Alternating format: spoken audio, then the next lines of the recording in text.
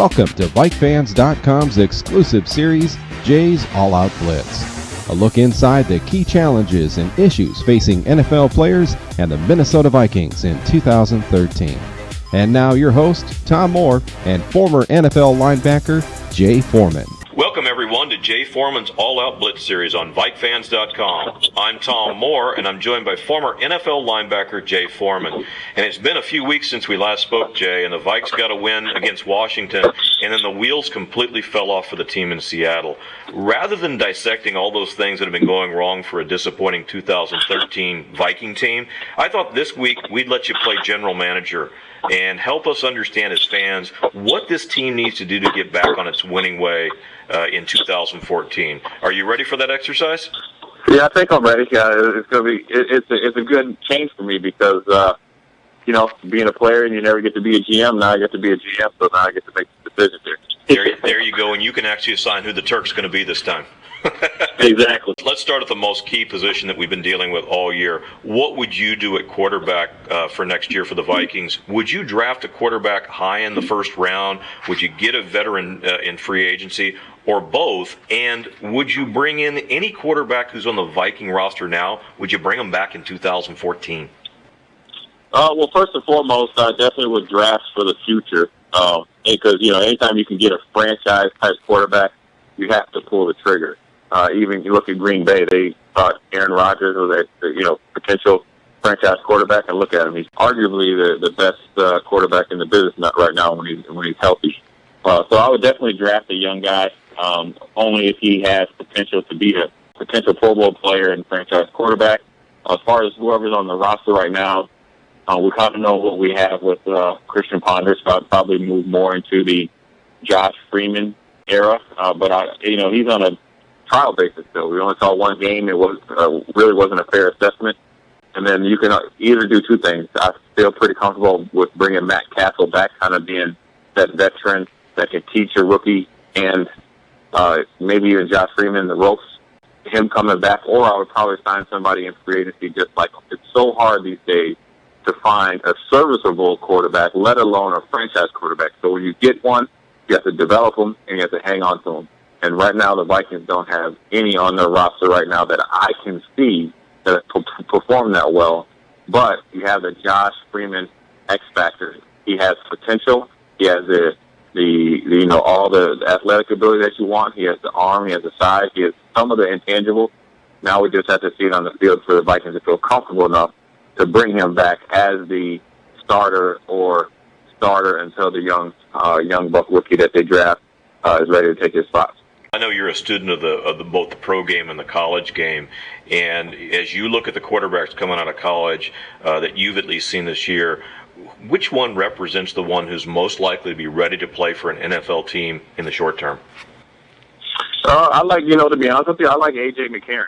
I think he's been coached hard. I think he's been coached the closest to being a professional quarterback at Alabama. He's played in big games. Obviously, he's won the last two national championships. And he really came in when he was a freshman and went through his lumps. And now he's developed into a consistent quarterback. He can make all the throws. He can read the defenses. He has enough leadership ability to lead teams into big games and win. I really like him. Now, is he a franchise quarterback that will develop into something like a Peyton Manning? I don't know about that, but I think he's a guy that could, with the right pieces around him, be a Pro Bowl quarterback. I think you can win with him. I think you can win big with him. That's the guy that I really, really like. You have all the flash with all the, Johnny Manziel's and the Jameis Winston's and all. Those guys are great quarterbacks in their own, but I'm looking at a guy that could be a steady force for a franchise, particularly with the Vikings that haven't had a franchise quarterback for quite some time.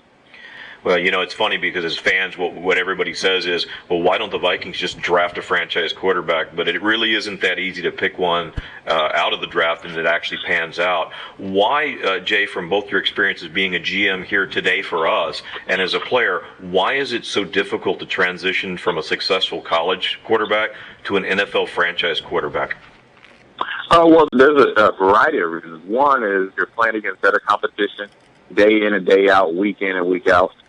Secondly, if you usually are getting drafted high within the first 10 picks, that means you're going to a team that generally isn't very good as far as their talent pool around you. So therefore, that will stunt your growth more than anything. And then lastly, how he develops and how he can handle the pressure of being a franchise quarterback at the pro level is so huge, and you can't measure that at the combine. You can't really measure that through an interview. It's just you have to put him in that situation and see how he reacts. Now, if you have the confidence of your owner and the GM, and obviously with the coaching staff that can take a young quarterback and maybe have a veteran in front of him, and then also develop him along the way, that usually generally works out better. But in this day and time, when you're drafting guys so high and putting them in such a high salary cap number, they usually play them a lot earlier than they should. So that's why it's so hard. And let alone you have to be right when you be able to draft them, and let alone you got to be able to draft them when other people wanted to probably draft a franchise quarterback. Also, it's a little hard in that state of frame of the being a GM, but everybody gets their chance, and every year there's going to be a quarterback coming out. So if one doesn't work out, you have next year to get another one. If you're going to be a GM and you're going to do the drafting for us, you have to know what kind of defensive scheme you're going to run. What would you suggest the Vikings run next season as their defensive scheme, whether that be a modified 4-3, a 3-4? What would you put out there? Well, I think a lot depends on what happens with Jared Allen. If he comes back, I like the 4-3. I know Kevin Williams is getting a little bit long in the tooth, but I think he can still play at a high level, as you saw him against the Washington Redskins. Like Brian Robertson on the other end, and also I like Griffin. I think the pass rush is pretty good. I like Sharif Floyd. I think obviously he had a little bit of the injury bug, so I'm good with the four-man front for them. I still like Chad Greenway, even though he is just not having a good year this year. I like Aaron Henderson. I like him in the middle. He's consistent. I think he has good leadership skills. Where they're really missing a guy is at that other outside linebacker position. Bishop got hurt, and Mitchell isn't the answer. So I think you draft a guy or develop a young guy that you had last year, like a Mike Mariota, came out of Penn State that's coming off a knee injury that can really be a good linebacker in the future. I think maybe you develop him or you draft a guy. It's really where the Vikings, I think, lack is on the back end. They don't really have a shutdown corner. They have some pretty good safeties in Stanford, but as far as cornerbacks, they're really, really lacking that one guy that can eliminate one receiver or potentially one half of the field. So they need to get short up there at the defensive cornerback position. I think they'll be better. When you look at things besides just the quarterback position, what do you believe is the next most critical thing that the Vikings need to address to get back on a winning path in 2014? Well, I think they need to get more explosive on the outside. I think they need to develop Patterson because he has the potential to be a Pro Bowl player. I think Greg Jennings is a good number one receiver that can develop into number two if Cordell Patterson develops into a true number one. I think their offensive philosophy has to be more explosive. Yes, we have the best running back in the league, but we have to be able to stretch the field in order to be a team that's going to be a perennial playoff team, and then also go deep in the playoffs. But that offensive philosophy is also going to depend on what we do at quarterback. So it all comes together, but we need a different philosophy on offense, and then obviously we need a quarterback, whether it's on the roster right now, through the draft, or through a veteran acquisition, to step up and be able to stretch other defenses down the field. I'm really doubtful at this point in time, based upon the performance in the field, that this coaching staff is going to be back next season in Minnesota. If you were making the hire, who are the names you'd be looking at to be the next successful coach in Minnesota? Whoa, if I'm going to do it, I might even go down and get Ken Sumlin down from Texas A&M. I like the way that he's went in there and developed that program.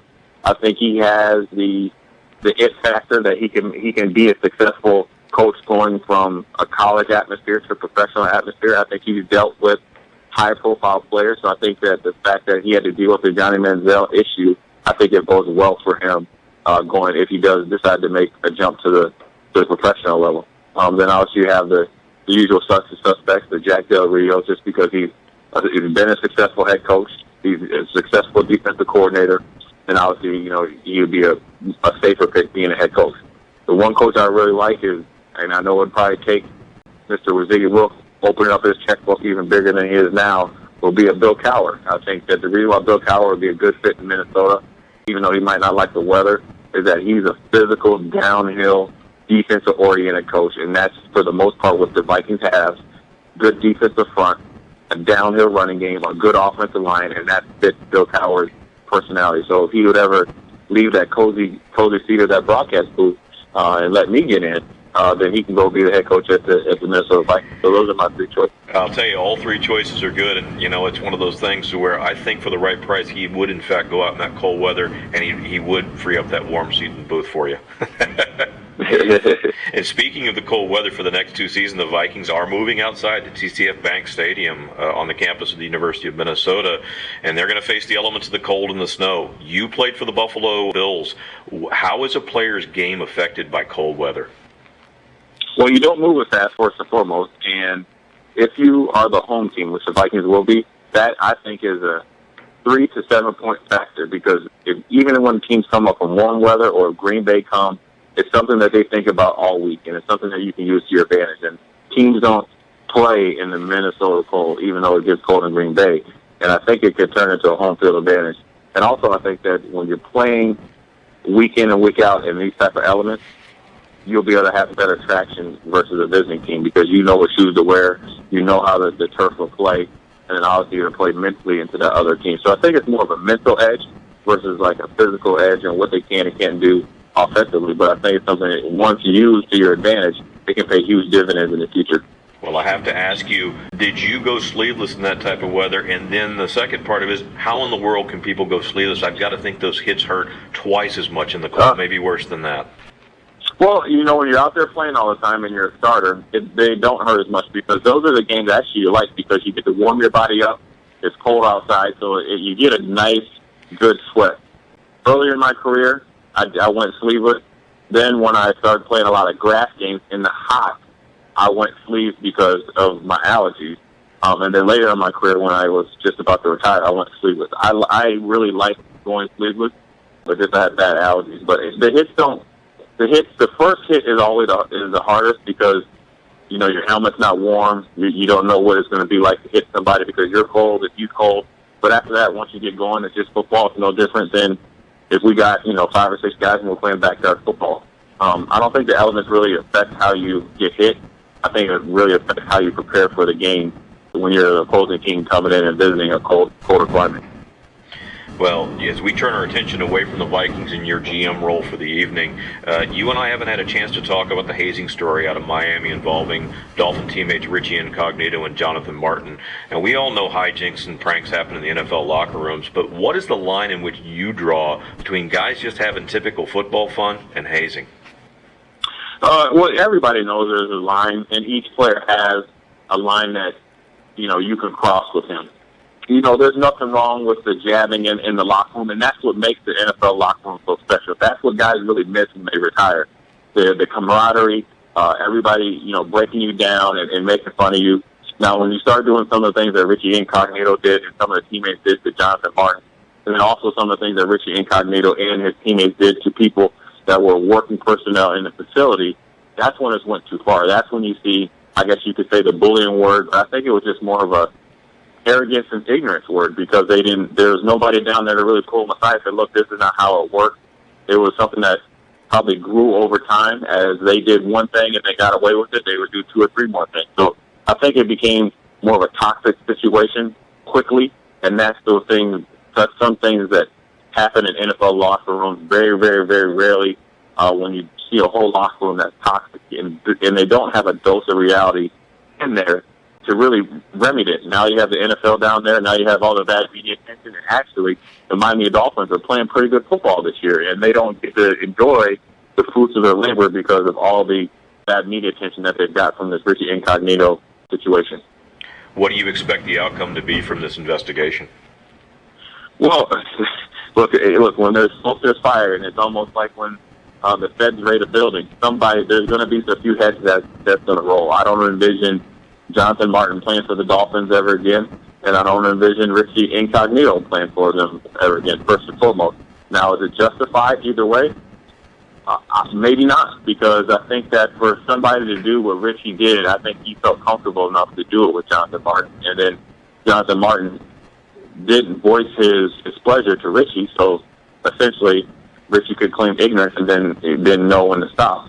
Now, as far as administration, as far as a GM or coach to be fired, I think one of them is probably going to end up being gone, because no matter what happens, whether they knew about it or didn't, it's on their watch, and so therefore they're going to be held accountable. That's the sad part about it, because there's going to be a casualty, I guess, of war per se, and it's going to be based on one person's action and one person's perception, and somebody might have to pay for it with their jobs. Well, Jay, I can see you haven't fully embraced your GM role, because if you had, you would have said, clearly the coach has got to go, the GM's fine to stay. Well, I'm playing GM, but I'm not GM yet. If I was the GM, definitely I would have to have the coach take the buck. But, from the outside looking in, one of them is going to have to go, but I think that it might be the GM just because he's had some issues before, or they might be severely reprimanded by the league and the team and the team's owner. And then obviously both players, I don't envision them playing for the Miami Dolphins again this year for sure. Well, elsewhere in the positive news for the NFL, Denver's Sunday night victory over the Chiefs eliminated the last unbeaten team. And Jay, when you look at it across the league at this point in the season, who do you now see as being the favorites in the AFC and the NFC to go to New York in February for the Super Bowl? Well, just like you said, I think it's either going to be Denver or the Chiefs coming out of the AFC. They're both most complete team, I think, in the AFC. The Chiefs have obviously the excellent defense, the so-so offense, and I think Denver has the excellent offense and the so-so defense. So I think whatever part of their team that plays better down the stretch will lead that team to the Super Bowl. Now in the NFC, I think it's either going to be Seattle or New Orleans. Both of them are playing pretty well in defense. Seattle's defense is probably the best in the league. But New Orleans' offense, I think, is the best in the league. They can run the ball now. They're just not a passing team.